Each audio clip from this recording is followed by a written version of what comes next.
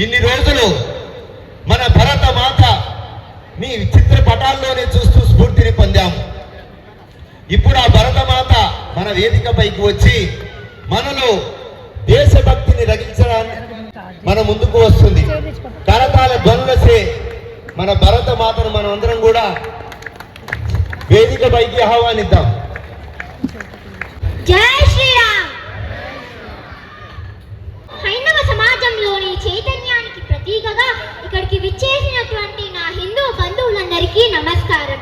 నా పేరు బద్దం హవిషారెడ్డి. నాకు అవకాశం ఇచ్చిన హిందూ సమ్మేళన ఉత్సవ సమితి వారికి ధన్యవాదాలు. హిందూ ధర్మం, సంస్కృతి సనాతనమైనవి. ఇవి కేవలం గతం కాదు, ఈ దేశపు వర్తమానం అలాగే భవిష్యత్తు కూడా. హిందూ ధర్మం అనే సముద్రంలో మనమంతా నీటి బిందువులం. ఆ బిందువులన్నీ కలిస్తే ఒక మహా ప్రవాహం ఏర్పడుతుంది. ఆ ప్రవాహమే మన హిందూ సంస్కృతి సాంప్రదాయాలను భవిష్యత్ తరాలకు అందిస్తుంది. మనమంతా కులం, వర్గం, ప్రాంతం, భాష పేరుతో విడిపోవడం మన బలహీనత కాకూడదని, గడప లోపలే కులం, గడప దాటితే హిందువులం అనే నినాదం మన గుండెల్లో ప్రతి క్షణం ప్రతిధ్వనించాలని, మన హిందువుల ఐక్యతను చాటుతూ మన భారతదేశాన్ని విశ్వగురువుగా మార్చాలని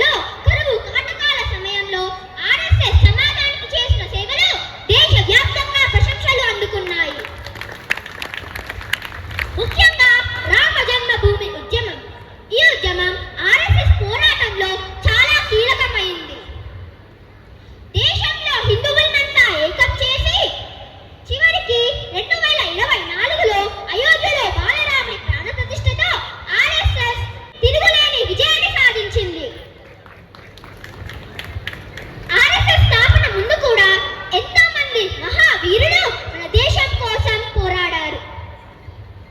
ఇద్దరు బాల వీరులు. వారి శరీరంపై కాషాయ వస్త్రాలు, తలపాగా, ఖడ్గం ఉన్నాయి. వారి సుందర దేహం, తాళుగారే బుగ్గలు చూసిన నవాబు, పిల్లలారా మీరు చాలా అందంగా ఉన్నారు.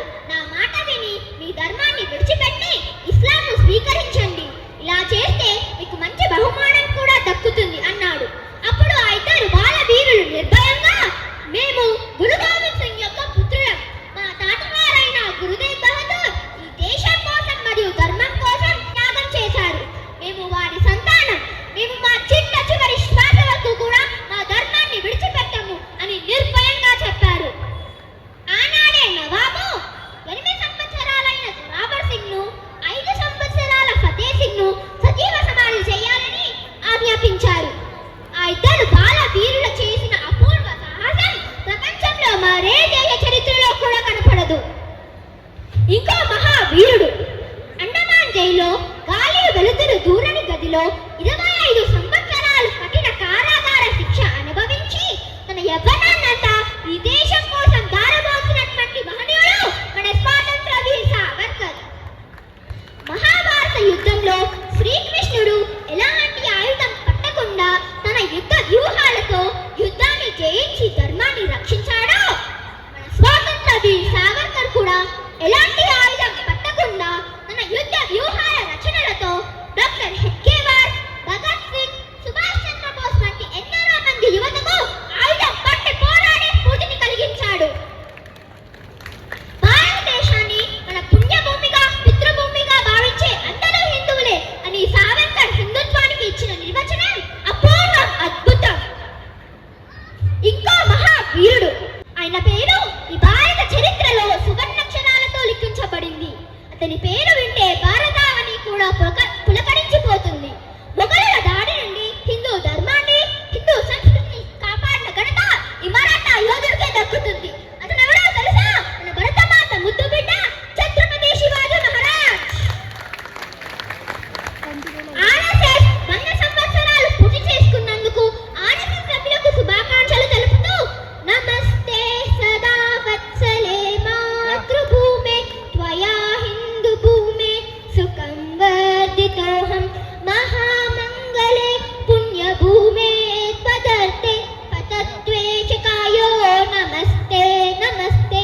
నేను చిన్నప్పుడే దగ్గర నుంచి చూసిన ఆర్ఎస్ఎస్ సభ్యుడు మా తాతగారైన స్వర్గీయ శ్రీ బద్దం సుభాష్ రెడ్డి గారు. మా కుటుంబంలో కూడా ఆర్ఎస్ఎస్ సభ్యులు ఉన్నందుకు నేను చాలా గర్వపడుతున్నాను. 2024లో అయోధ్యలో బాలరాముడి ప్రాణ ప్రతిష్ఠ, 2025లో ఆపరేషన్ సింధూర్ మరియు ఆర్ఎస్ఎస్ శతాబ్ది ఉత్సవాలు. ఇలా మన భారతదేశం వరుస విజయాలను సాధించడం చూసి, అదిగో మన సనాతన భారతీయ ధర్మ సింహాసనం మీద నవ యవ్వనంతో గతంలో కన్నా దేదీప్యమానంగా వెలుగుతూ మన భరతమాత ఆసీనురాలయ్యింది. రండి ఆమెకు సాష్టాంగపడి మన జన్మలను ధన్యం చేసుకుందాం.